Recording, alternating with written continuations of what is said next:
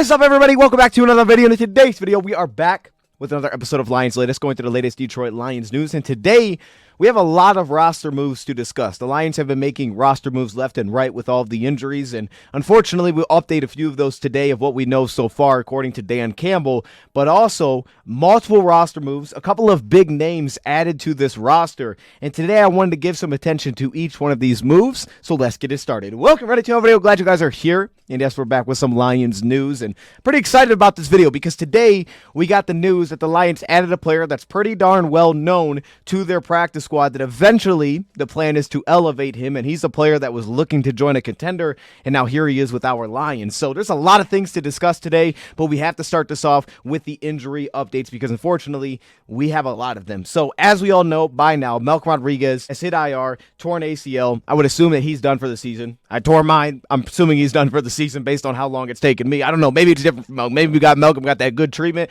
but I would assume that he's probably done for the year just based on a month's thing there. I don't know how you get back any sooner than 6 months at best. So Malcolm Rodriguez, I assume that he's done for the season, landing on IR with his torn ACL. That is a very tough loss. I mean, just last week, we're like, hey, bigger role, over 50 snaps. This guy's playing the Sam role for us. We move off of James Houston, and then bam, all of a sudden, tore his ACL. Where I think we're really going to miss him isn't even the flexibility for that role, because I don't think he played fantastic last week. I think it's more about what he is as an off-ball backer, how fast that he plays, how fast he gets to the football. Obviously, he's an incredibly reliable tackler. So Trevor Nowatzki, big role. He's going to have to be super involved for us going forward. He's going to have a huge role for us, I would assume. And that move that we made right before the season started is going to prove to be a crucial move that the Lions made to bring him to the 53-man roster. It's crazy how that kind of stuff works out, but here we are. Also, on top of that, Mekhi Wingo is also out for the year, according to Dan Campbell. He also has landed on IR.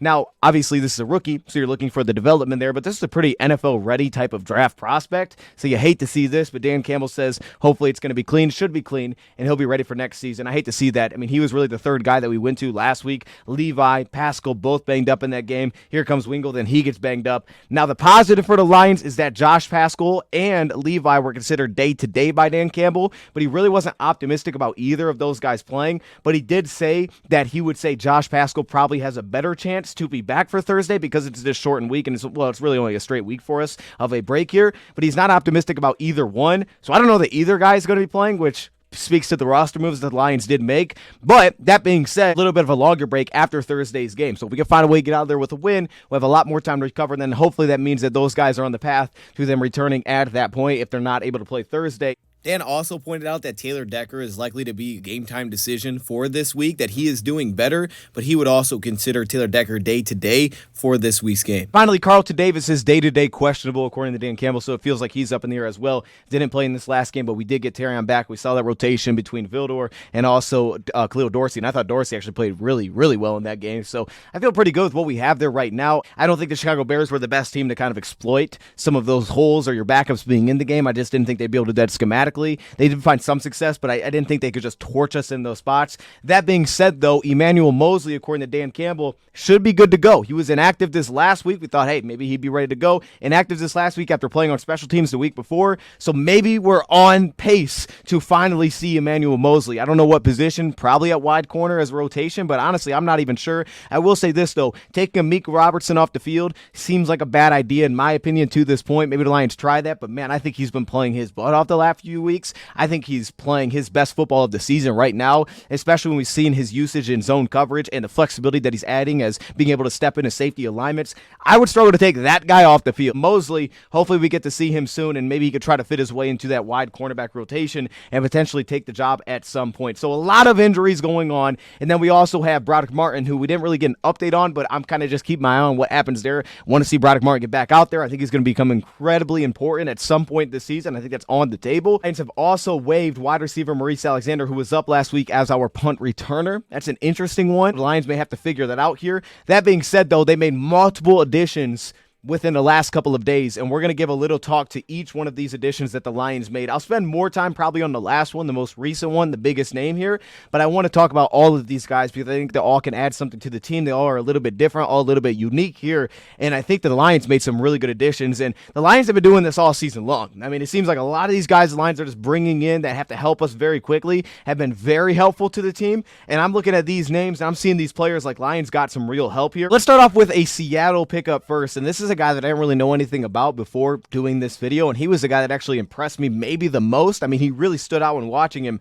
and that was Myles Adams, a 6'2", 285-pound, kind of a 3-4 defensive end type of build, but in our defense can play that big end spot that also can kick inside and sub package to have some pass rush opportunity. I don't know that he'll actually get that opportunity with the Lions, but he has the ability to do so. And when watching this player and you see the build and you see some of the effort that he plays with, it makes a ton of sense that the Lions would be interested in a player like this. Myles Adams is definitely a unique type of player that, to me, has that natural leverage within his game, which opens up a lot of opportunities, especially as a pass rusher. You'll see it in a long arm move when he's trying to work upfield to constantly be underneath of your pads. Now, I do think occasionally he'll have a little bit of a loss of center of gravity being low, and it kind of props up a little bit. He'll get pushed around through the upper body. He doesn't have some of that natural interior defensive lineman mass to consistently handle double teams. You'll see him get moved off his spot at times within there as well. And lateral movement wise, I don't think it's fantastic, especially when you have to see him kind of deal with wide zones.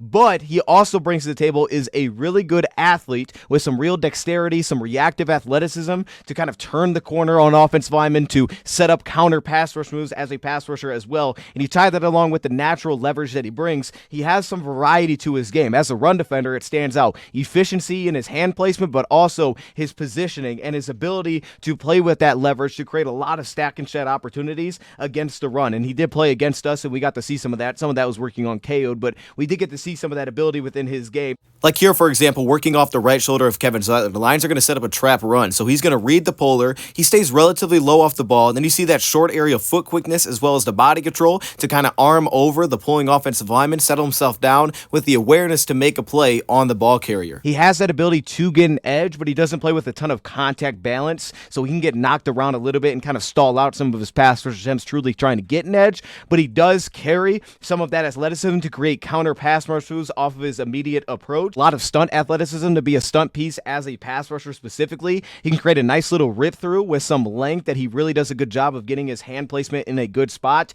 And you'll also see some of that awareness to corkscrew, settle himself down, try to handle double teams, mainly through positioning. Again, not really built the best to do this, but you'll see the awareness to try to settle himself down, corkscrew. And I think it just speaks to his ability to bend, sit himself down, and play with that kind of leverage. He's very twitchy off of the ball specifically. He plays with high effort all the time. There was a screen stop that we saw against the Lions where he just plays with that kind of high awareness, football feel within his game. Now, you will see the importance of quickly positioning himself, because if he is a little late and that entry angle is a little bit off, he can find himself in the trouble, especially when working on the interior like this. I think that Myles is going to be able to step in and potentially help us immediately if we need that without Levi and without having Josh Paschal in the meantime. I don't know that this will be like a long-term piece that's here for the entirety of the season, but he looks like he's ready to play. He's absolutely going to give you effort. He's going to make some plays, and he seems very aware of what's going on. I love the effort that this guy plays with, and I think he has a true ability to win. He's not like a super forceful interior defensive lineman or defensive end. He's got a little bit more athletic, a little bit more agile, a little bit more of like a ballerina type of feel, a little bit like light on his toes in the interior, but he's definitely fun to watch, and you'll see with this positioning and the effort that he plays with that he can win and handle single blocks one-on-one. So the Lions may choose to kind of use him in that big DN kind of role. Again, you're not getting the natural height here, but he actually uses it to his advantage pretty well. So leading a guy like Mekhi Wingo, somewhat similar in size here, picking up Myles Adams. I think this is a nice addition for the Lions. He was the guy that actually stood out to me the most when going through these players because I didn't really know anything about him, and I'm glad that I had to learn about him for this video. Next up, the Lions also added Jonah Williams. A little bit of a different build here. 6'5", 275 pounds. Now, again, this is more of your pure defensive end for the Lions, so this guy perfectly fits into that Josh Paschal type of role. I mean, you see a guy like Myles Adams, you could see some Levi upside. Definitely a different skill set, but you could kind of understand where the size kind of comes into play. With a guy like Jonah Williams, definitely a defensive end fit. If you watch Jonah Williams, there is a real ability to play the run. He's a pretty consistent run defender. He's very sound play in and play out.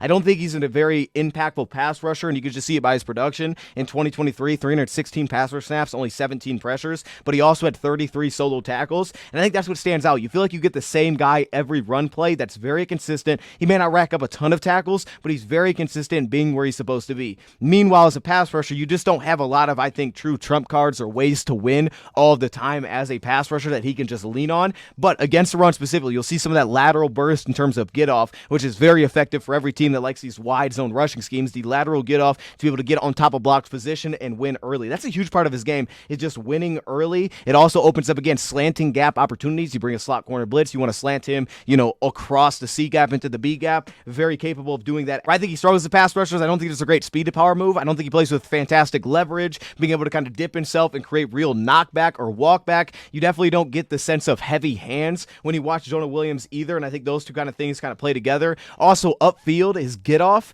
I think that he does a nice job of getting the ball laterally very quickly, but I don't think he covers a ton of depth upfield, so he's not incredibly threatening even when you kick him in the interior, which is probably where he'd play on third downs, but I don't think he's incredibly threatening just because I don't think his get off covers a ton of depth where you're forcing guys to overset in pass protection specifically. To make himself in the upper body very skinny, kind of slither through gaps specifically as a pass rusher, he does a nice job of not allowing offensive linemen to get clean shots or latch on him when he's trying to rush the passer specifically. He's got some short area footwork that's incredibly smooth. I think the thing that brings so much consistency for him as a run defender are, again, his hand usage, because typically they're in a pretty accurate spot. They can get a little bit high because I don't think he plays with the best leverage, but they're typically in a pretty good spot, and he usually engages early. Like, he kind of sets the initial hand placement. That being said, though, it's his ability to stay square to the line of scrimmage every single play, whether that's working a wide zone or an inside run. He's constantly square to the line of scrimmage, so you don't get a lot of opportunities to just knock him off his spot because he's in a bad position or he's kind of turned sideways to the line of scrimmage. He's constantly square to the line of scrimmage. It also opens up his vision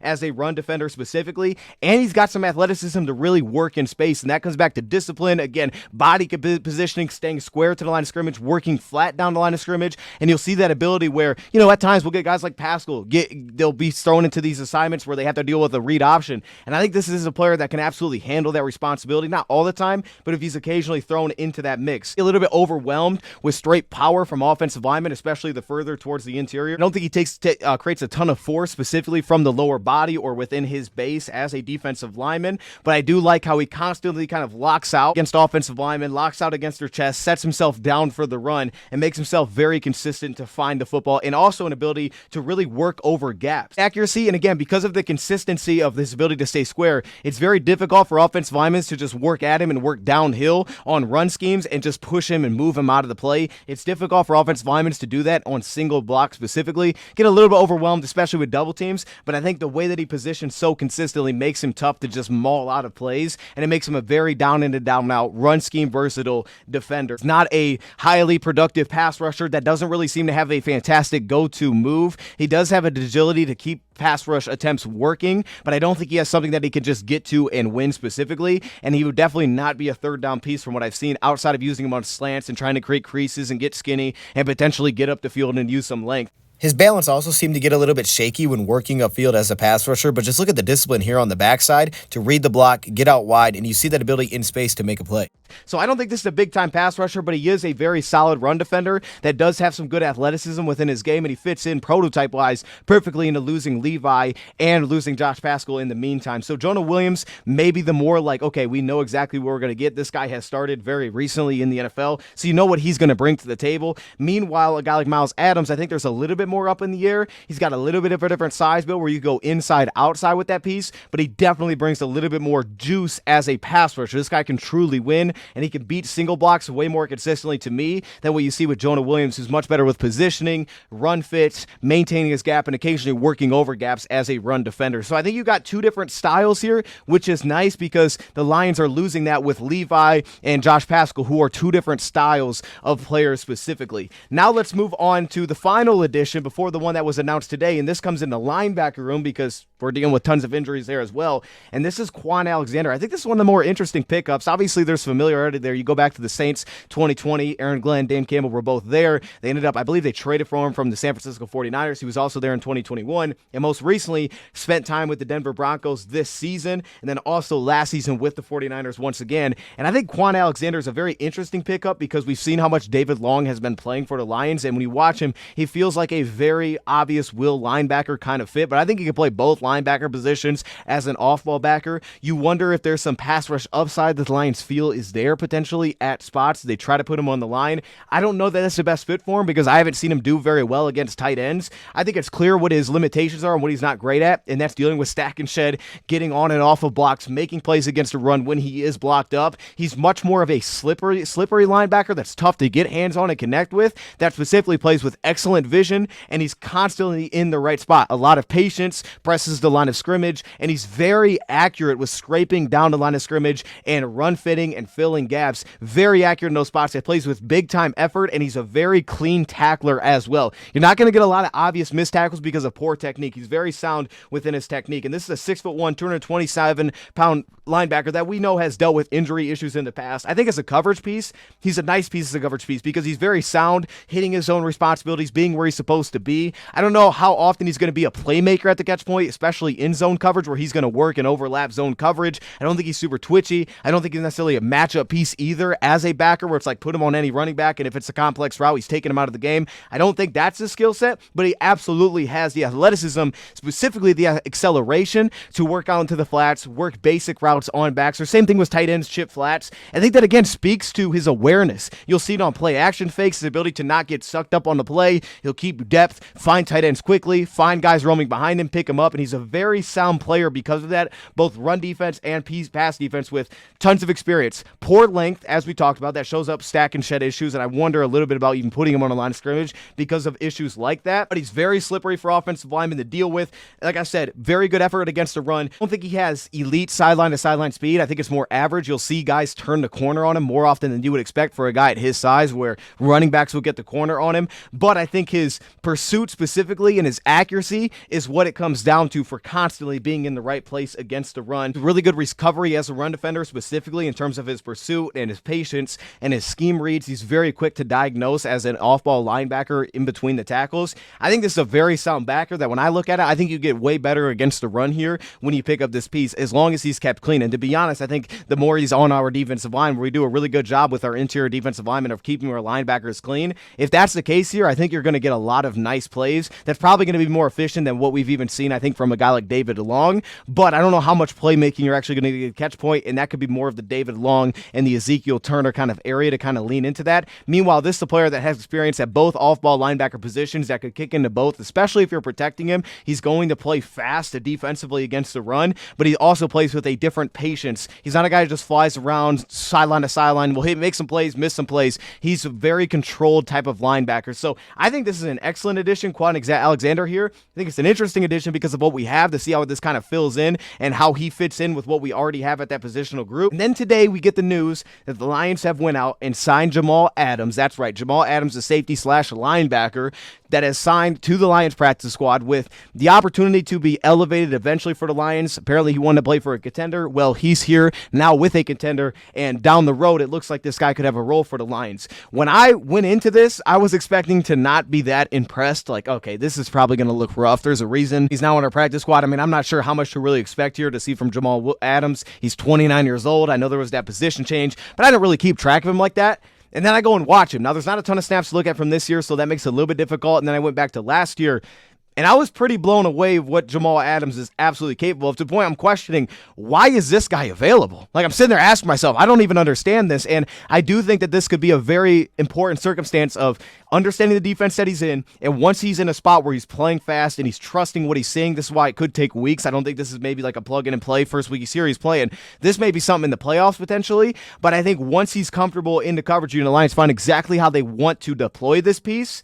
I think the Lions have a nice player here. Now, I don't think it's necessarily like the straight matchup piece. I think he can absolutely match up with tight ends and find success there. But to me, he's not like the Brian Branch in man coverage. But I definitely think that this is a guy that if he's comfortable and he's playing fast, he plays with ridiculous confidence. He's got a lot of skills he brings to the table. He's got length. He's got a unique build at 6'1", 215 for a safety. He's ran the 4.5, 640, so he can definitely go. I don't think he's incredibly fast necessarily, and you'll see that when he does get matched up with wide receivers, it stands out a little bit, but the angles that he plays with as a defender, run and pass coverage, and also the confidence that he brings and the hitting ability that he brings, there's a lot of things to like here. Plus, there's a real pass rush ability, which I feel like we've definitely been missing. So when you think about what his role has been, kind of that third safety role, where he can step down like a big slot cornerback, pass situations, or he can drop back and play like a two-deep safety, and we've seen the flexibility to be single high, roll into the box where he's more often used is in the box. He's very natural when having to have run assignments within the box. I think the big issue is when you look at him statistically, 2023, 40 solo tackles, 15 missed tackles. There's absolutely occasions where you watch it and it feels like it gets a little bit lazy and kind of sloppy as a tackler, where occasionally he'll kind of just throw himself at guys, and there's too often where you're like, you got to make a cleaner tackle than that. But then it will also give you the other side where he's absolutely just rocking guys left and right, making big time plays, splash plays as a run defender. So there's a lot of things to talk about here. I think he's got very active eyes in coverage specifically, and I really like him in underneath zone coverage. So I could definitely see the Lions using this like a third safety type of piece, like we saw last year with CD Deuce, Ife Melifonwu, and also Kirby Joseph.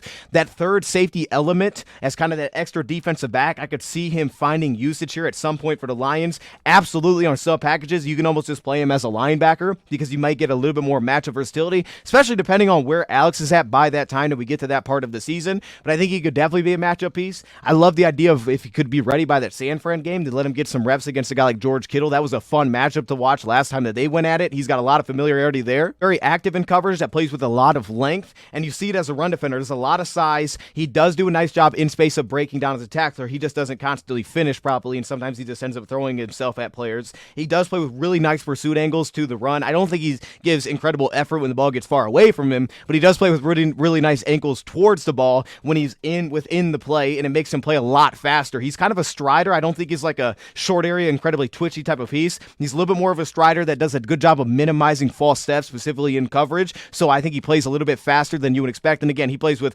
excellent confidence and length, which can make it a little bit tough to hit past windows when he's in coverage or he's contesting situation. He stands out probably the most to me is zone coverage because there's so much flexibility here. Like, for example, in underneath zone coverage, they're in quarters assignments. He's got an underneath assignment, 3 underneath defenders. His ability as a linebacker would to find routes from underneath and kind of just drift underneath in underneath zone coverage. Say there's a skinny post that's ran behind him and he's in the slot, and his ability to drift underneath and negate a quarterback from throwing that pass, that is consistently found when watching this player. I love that. He has that ability to flip and run. He's very smooth with his transitions, which I think is huge. Lack of false steps, doesn't have a lot of false steps, and he's got a real fluidity within his hips to transition, open his hips, turn to run. You'll see it as a single high safety. I don't think he plays with the kind of range that a guy like Kirby does to go sideline to sideline, but I do think that he shows real fluidity and kind of opening his hips and being a little bit overly aggressive where he can get on top of plays, and opens up a little bit of flexibility in the spots that you can actually align him at safety. At safety, you also see the same thing kind of in underneath in terms of cover 3, his ability to just find passing lanes. We saw that against the Giants, settle down underneath, whether that's underneath the 1. I love the fact that he overlaps zone coverages, and he's got a weird ability to kind of work through, not only like in man coverage route development, kind of sense it like, okay, this is probably where the route's going and get on top of things, but also in zone coverage, kind of work through progressions almost as if he was a quarterback and kind of fly through reads. And you'll see multiple occasions where he gets on top of where the pass is going before the quarterback even looks there. So he's got a really nice eye balance with him. Eye balance between quarterback and seeing his man in zone and man coverage, but especially in zone, his ability to kind of overlap zones, kind of fit throughout and work through progressions incredibly quickly. He's not incredibly reactive as much as he's a little bit more proactive in zone coverage, especially underneath where I think it kind of shines a little bit. He's got really good timing through route combinations, as I just touched on. His lateral movement through traffic is very noticeable as well. And even when he overlaps zone, he does a nice job of staying balanced, and you'll see there's real control for recovery if he overplays something and he's not in the exact right spot. There's a real ability to recover in those spots. He doesn't play out of control there. The biggest issue is that he gets a little bit over aggressive, especially as a 2-deep safety. In split safety looks, he gets a little bit over aggressive, kind of playing his opportunities. So if it's quarters, right, he's got a single side receiver, he's going to bracket in the other side. You get a little bit overly aggressive, trying to anticipate things, and then he doesn't have some of that recovery or makeup burst like a receiver would from the slot where he'll get ran by. That'll absolutely happen, and he'll give up big plays. So there's a balance, but I think that balancing act kind of goes a little bit away when he's able to play a little bit more in underneath coverage. He's able to kind of lean into what he does really well. Then you bring the aspect that as a blitzer, there's real capability here. Like, I don't think he's a better blitzer than Bratton Branch, but I think in that third safety role, if we don't have Iffy, he actually can really bring some of that back. I mean, for one, as a tackler, the problem becomes is that he'll just miss quarterbacks at times by, again, just not breaking down as well as he should, but he absolutely has an ability to get there a lot because he has ways to win. Differently than Branch, I would say, but he definitely has ways to win. He's very forceful. He's got a ton of length. He has an ability to kind of dip and bend the edge really well as well. He works through blocks pretty darn well as a blitzer as well. Biggest problem for him is that he just has to do a better job of staying under control once he gets into the backfield, but he is looking to light somebody up, and and he could be very effective working through running backs trying to pick him up one-on-one. I think he's got a lot of ability there.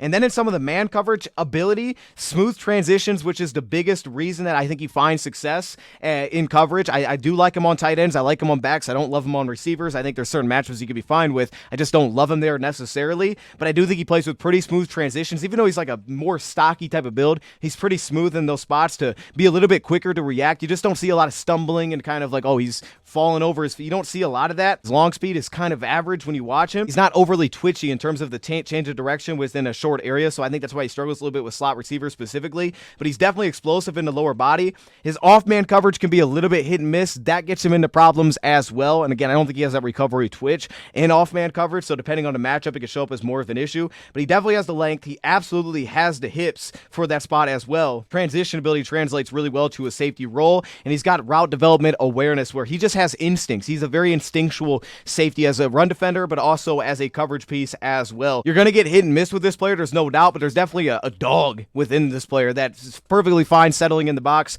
I love the idea of sub packages, putting him in for like a linebacker. I love him as the third safety usage, and I think he does bring, like, yeah, if you had an injury, you could put him at safety if you wanted to, and he'd be able to handle that responsibility. I just think that there's more things that can go wrong when he's in that spot. Meanwhile, the closer he is to the ball, jumping screens, that kind of thing, playing the run, stepping in the box naturally, that's where he becomes a pretty big problem for offenses. I think this is a really good addition, and I didn't come in expecting that. So I'm not just like gassing this up. I think this is a really good addition for the Lions that I think will take time. But if we eventually do see this guy on the field, I think he's going to make a big impact for the Lions. This could be a huge piece. And again, I would love to see him like a San Fran game. We can get him in on like 3rd and 8 and put him on George Kittle and just kind of see what that looks like. Like that's the kind of area I want to see this player play. Great angles as a player. So I'll leave it there. Lions made 4 big additions to the team. Couple of defensive linemen to help out, a little bit more linebacker depth, and a guy that kind of plays everything defensively, but he's well known, and now he's a Lion. And that would be a fire jersey to have, by the way. I'm going to leave it there. Let me know your thoughts in the comments below. Thank you, Prop, for watching, and I'm out.